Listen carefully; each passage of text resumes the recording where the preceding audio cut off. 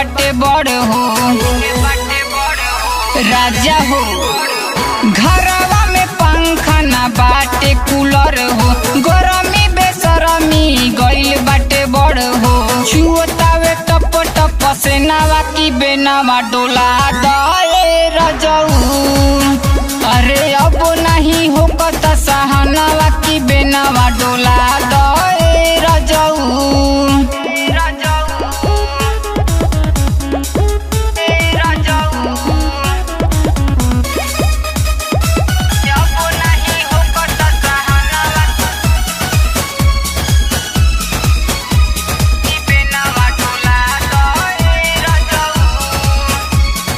बानी हम थकल राजा कोई के काम हो, दे तो डोलाई थोड़ा कोलेती आराम हो। ए राजा बानी हम थकल राजा कोई के काम हो, दे तो डोलाई थोड़ा कोलेती आराम हो। अरे देहिया से छूटतावे फेनावा की बेनावा डोला दए रजऊ।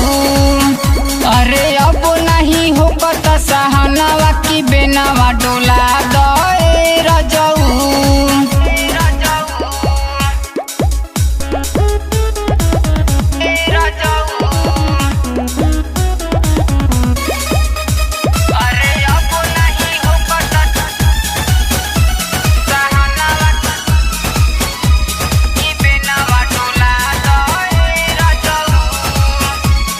कर दीही हानि पानी सुनिए पवन जी, भिजला से बाकी नइखे कवनो अलंग जी। कर दीही हानि पानी सुनिए लखन जी, भिजला से बाकी नइखे कवनो अलंग जी। अरे ई रुजस खियाइला के छेनावा की बेनावा डोला दए रजऊ।